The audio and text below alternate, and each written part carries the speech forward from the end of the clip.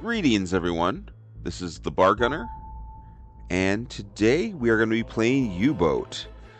U-Boat is another World War II German submarine game, but unlike Wolfpack, this game is single player and is sort of narrative driven. I really enjoy it, and so I thought I should make a video so I could share it.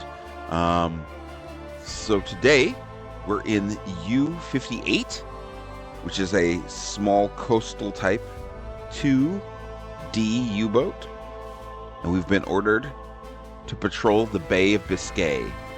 So we're going to be leaving from Wilhelmshaven in Germany and sail all the way around England, all around the British Isles to get to the Bay of Biscay off the coast of France. So let's get this started. Like I said, here we are. We're leaving the port in Wilhelmshaven. So most submarine games focus on the Type 7 U-boat, which is the most common German U-boat used during World War II. But we're in a Type 2, a Type 2D, which is a very small boat.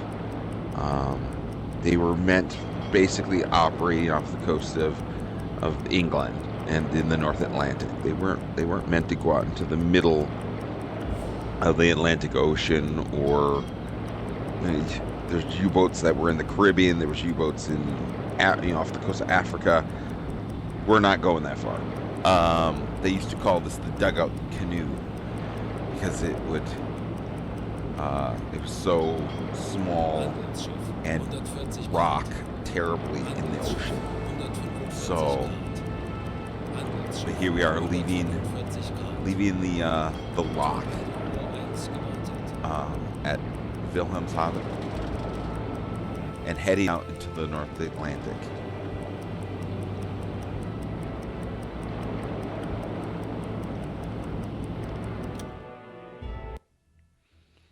You can see here we've plotted a course all the way around the British Isles.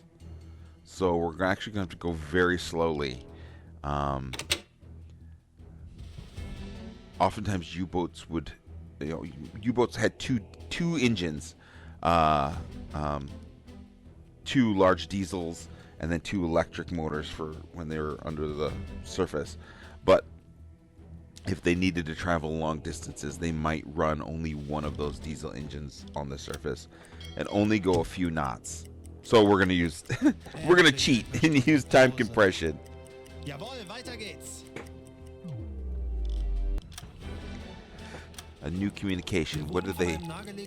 Oh, so this is another U-boat telling us of where they spotted enemy freighters. So we're going to ignore that because we have such a long way to go. We can't really divert from our mission until we get to the Bay of Biscay, and then we get to start hunting merchant ships.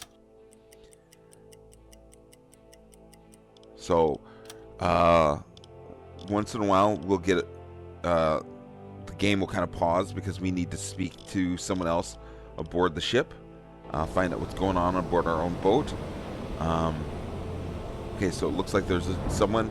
Luther is in his bunk. And this is what I think is great about this game. It's it's a video game where you're driving a submarine, but it's also a first person. You get a first person perspective. So I've ordered my character, the captain, Wilhelm Thomsen, and that's we're gonna walk into the forward torpedo room where Luther is and find out what's going on. What's going on, Luther?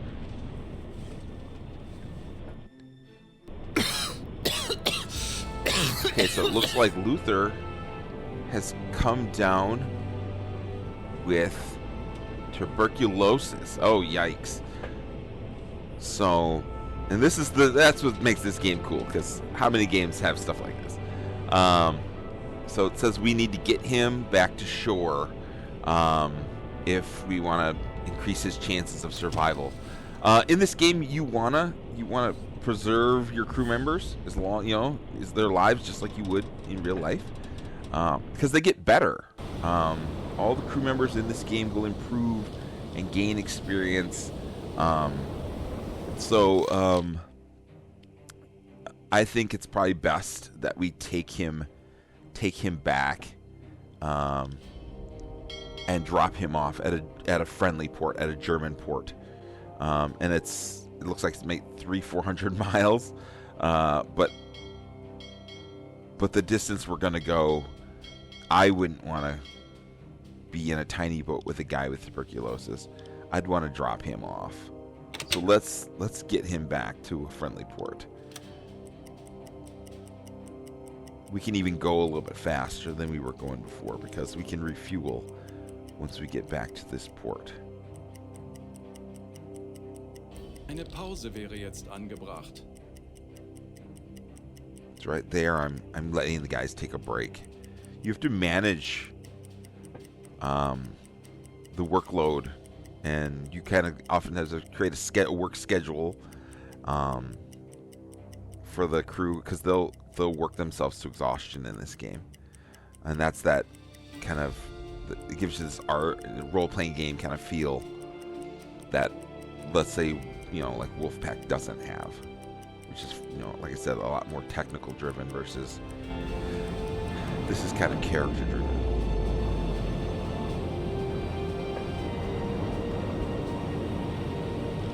So as we approach the German port, I'm turning on the spotlight. I would never actually do this near the enemy.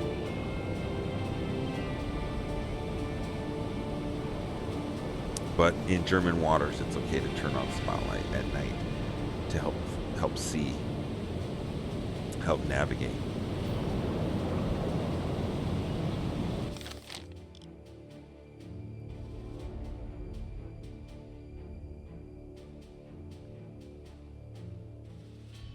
Now, in real life, what would happen is you wouldn't just drive into port.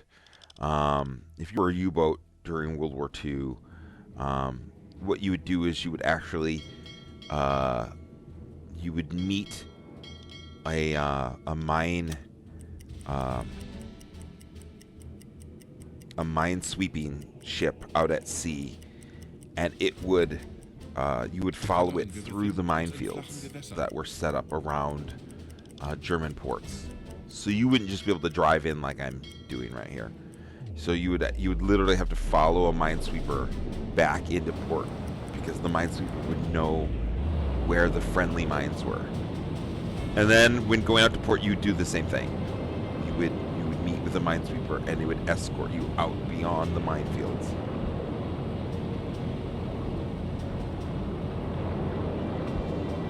You can see the U-boat pen made of cement there to protect the U-boats from Allied air attacks. And now we're inside the U-boat pen. And Eric Luther has already been transferred to the hospital. So Benötigen Sie, Herr Offizier? we will Sehen Sie sich die get more Lagerbestände food an. and get more fuel and get back out to sea. I'm a little bit neurotic about making for sure we have enough food on the boat, because in this game you can run out of food, and the crew's discipline will drop until they won't work anymore. I mean, you even have to make for sure that the galley has good food diversity, because you can't just give them all bread or give them a bunch of canned fish or something and just have them be happy. You have to actually make for sure that there's a diverse diet being fed in the galley. And I even have a crew member whose job is to cook, and if you don't task him to do that, the crew's morale will decrease, because who doesn't want a hot meal?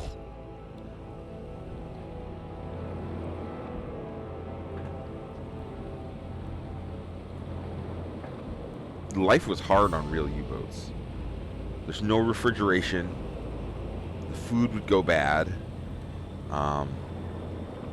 There's not much fresh water. there's no showers.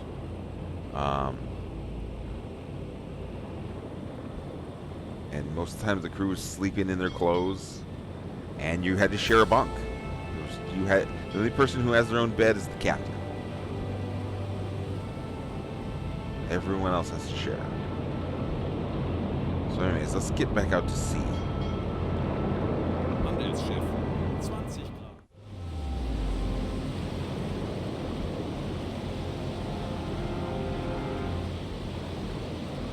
So we're gonna get the boat back ready, you know, kind of at a war status, get these lights off, and get the crew back to where they need to be, following their work schedules.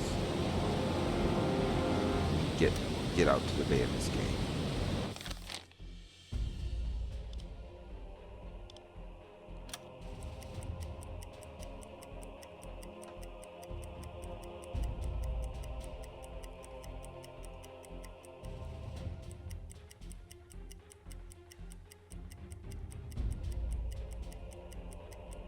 The game has been around for a while. U-Boat's been around for a while, but it's actually, this is the first time it's properly been released. Before it was, you know, being beta tested, and I followed that since the beginning. It's come a really long way. It still has a few bugs. Like right now, I'm trying to get it, trying to go, you know, faster time acceleration so we can actually cross this ocean. But the good news is that the developers, they put out updates weekly and oftentimes daily, and they have been listening to feedback from the players, so that's great. So anyways, we got that time acceleration. Is, are we getting new orders? What's the new order? Okay, so they are changing our assignment. We are now have a new patrol area. We're gonna turn on some music that will raise cruiser morale, and we'll find out where we're patrolling now. Okay, look at this. Now we're right there in the North Sea. This is actually amazing, because now we won't have to spend the whole day going around the British Isles. We can start patrolling right here. That's great. He says once in a while we get, oh, so the rangefinder. So there's a radio direction rangefinder that will help pick up ships as well. But we're not gonna chase that because it's far away. And we can patrol this coast, the coastline of Scotland here, and that's a lot easier than going to the Bay of Biscay.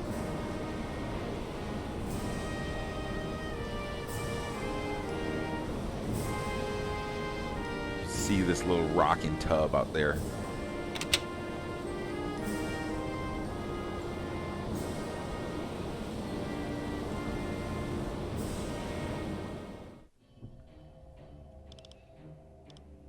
Normale Beleuchtung einschalten. So right now I'm on I have implemented a dive schedule for the boat. So every few hours we dive. We'll dive to periscope depth so we can listen. Like right now we're at periscope depth. This is the best way for a submarine to detect enemy vessels.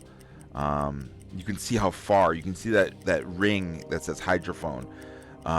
You can hear ships 80 plus miles away under the water. And when you're on the surface, you're basically just using binoculars to try to, you're using binoculars, or using, see there's that ring. If you look at the bridge there, you'll see that kind of antenna with a circle. That's a radio direction finder. So when ships use their radios, we can pick that up, and the radio operator can roughly find the, where that's coming from, and we can use that to also hunt down ships. Like right now, there's another one, the direction finder.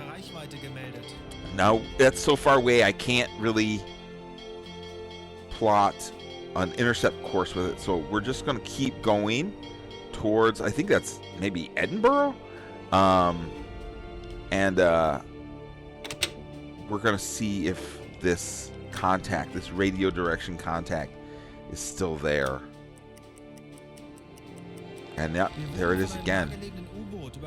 So hopefully we can just keep chasing this in. Yeah, as we gotten closer, there's something out there. There's something that's broadcasting, and we can track that until we can get close enough to find out what we're looking at. It could be anything. It could be a squadron of enemy warships that could kill us. But the only way we can find out is if we get close enough to look at what's out there. And that's what the equipment does. It gets us close enough so we can find out what that is. So yeah, so at this point we can create an intercept course. And that was a little too fast on the time compression. Sorry about that. But yeah, we're close enough that we should start looking for this, so we don't literally crash into, let's say, enemy destroyers or something that's really dangerous to us. So we need to start looking outside and go in that first-person viewpoint. So now we're going to the bridge, where the captain is standing outside using the binoculars. Because this is really how U-boats, did things. The captain's standing on the bridge, standing outside, him and a crew of lookouts all looking for contacts. Do you see that? It's very faint, but there's smoke on the right. Look at that. We're within visual range of something. The game is lagging a little bit. I apologize about that. But when this thing calms down. Yeah, there is a convoy, and those are merchant ships. You can see those masts standing up, and so let's see what's out here. All right, so as we look at things, they start to be plotted on our map on this board here, so we can get a top-down view of what's in front of us. And if you can look at that vessel that's closest to us, it's kind of pointier than the one next to it. That lets us know that it's a warship, that it's some form of escort. And so we're gonna turn to avoid that. We don't want to run into an escort, especially on the surface, because they will kill us.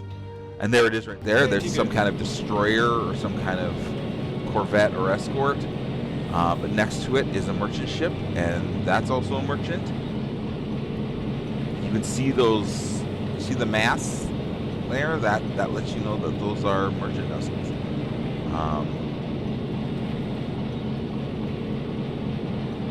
Wow, you can see that's a large convoy sitting out there. Also, have you noticed how light it looks, even though it's nighttime? It's because we have special filters that we're using on the binoculars and on some of the periscopes, and some of these colored filters allow us to see better at night. It's kind of a World War II version of night vision. It's not really night vision, but it improves your ability to see at night, and that's why we can see them so much better than they can see us. And in historically, the merchant ships would just have lookouts with binoculars, whereas I'm using special goggles, special filters to be able to see better at night. Also, we're a lot smaller. This is a U-boat sitting in the water is already small, but a Type 2 U-boat is even smaller. So right now we're going to warm up. We're going to warm up our torpedoes, and what that means is battery-powered torpedoes. We actually warm up their batteries so they'll perform better. And then steam-powered torpedoes, they will run hot air or hot fuel through their engines. So, and there they are, warming up the torpedoes. They literally will kind of run up the engines inside to make sure that when we need them, they'll be ready to go. That's called warming the torpedoes. And And there goes all the officers in the command station, in the command room. Because we're in an alert status, so all the crew members are up. Tätige. Everybody who has a job is doing it.